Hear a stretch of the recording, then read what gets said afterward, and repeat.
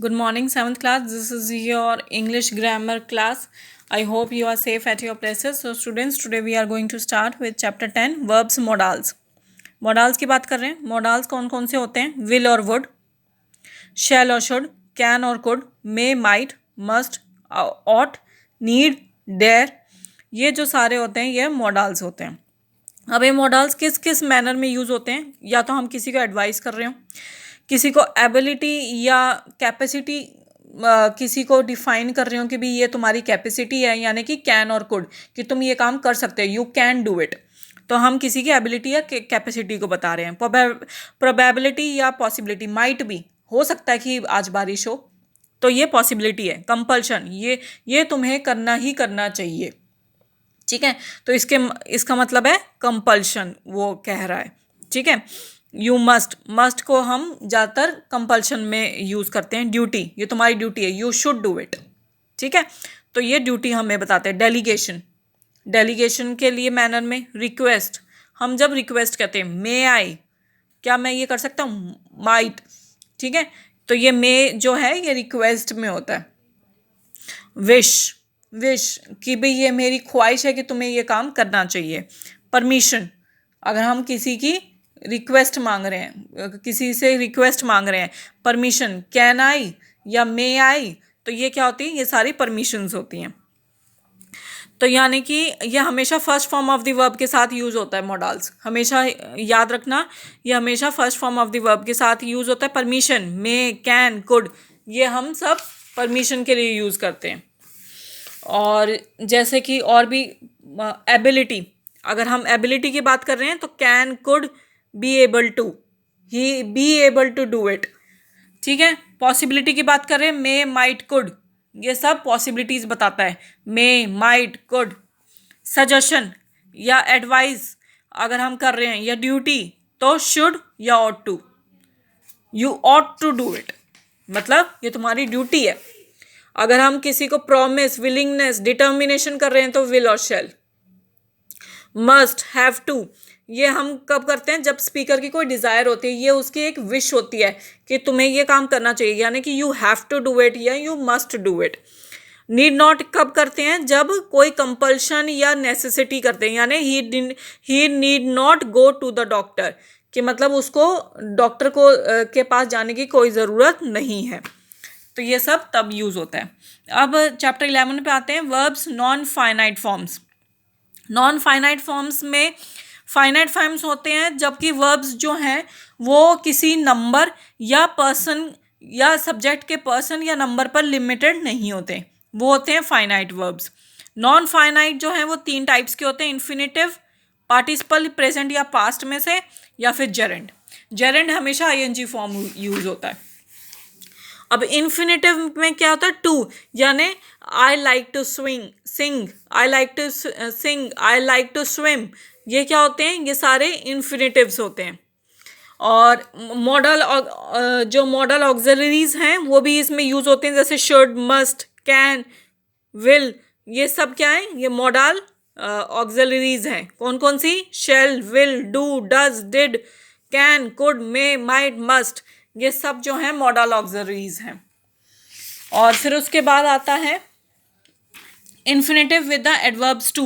अगर हम double two की बात कर रहे हैं, TOO, तो ये जो 3 सेंटेंसेज हैं, I am very weak, I can not run, I am too weak to run, I am so weak that I can not run, ये तीनों का मतलब एक ही है, सो, टू, TOO या फिर वेरी.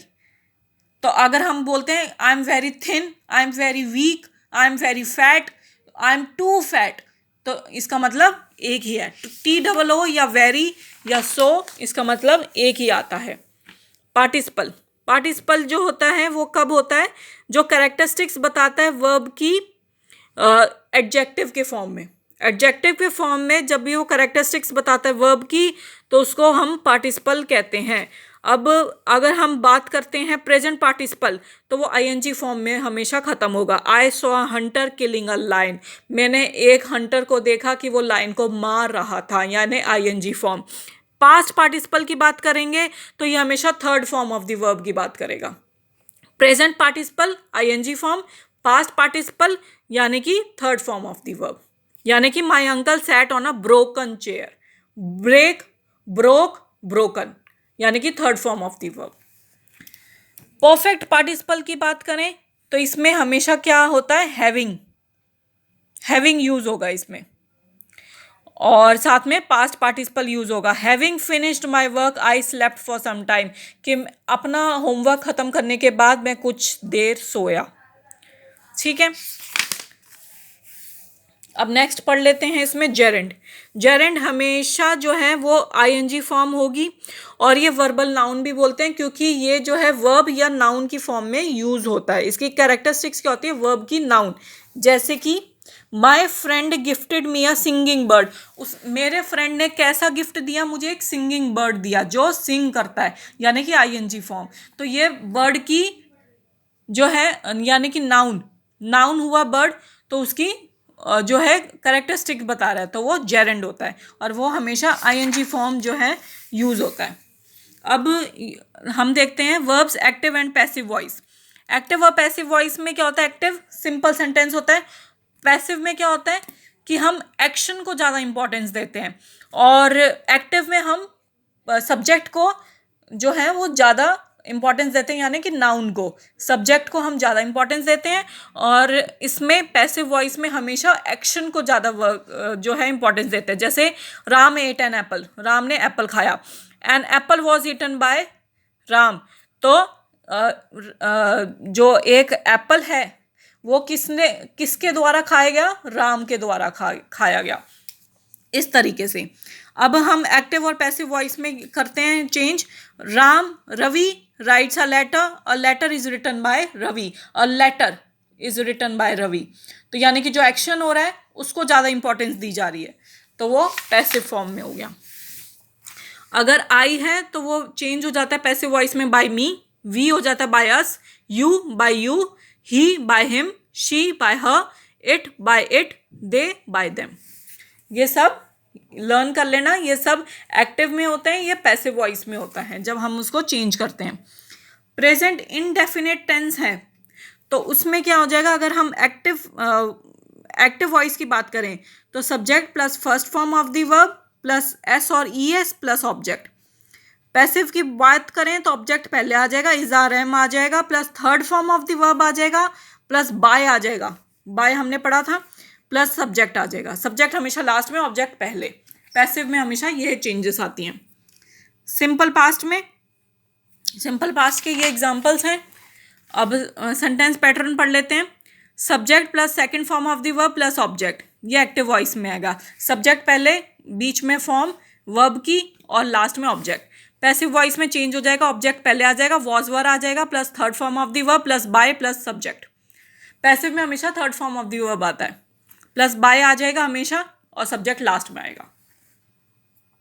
सिंपल फ्यूचर की अगर हम बात करें तो सिंपल फ्यूचर में क्या आ जाएगा, अगर एक्टिव है एक्टिव वॉइस तो subject plus will shall plus first form of the verb plus object. Passive voice की बात करें तो object plus will shall plus be plus third form of the verb plus by plus subject. Present continuous यानी कि ING form लगेगी, याद रखना।